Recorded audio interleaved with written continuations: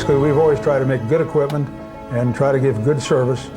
And if you do that, you're probably going to be successful.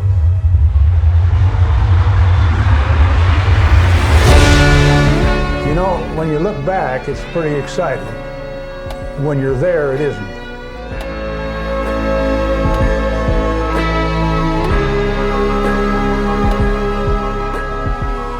As far as people goes, we have some of the best.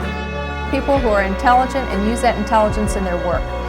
People who can work harder and smarter than possibly those in other industries, and it gives us an opportunity to be both cost-effective and to produce top-quality products and services. People who rise to meet the challenge to make things happen. And that's the difference between success and failure, and between winning and losing.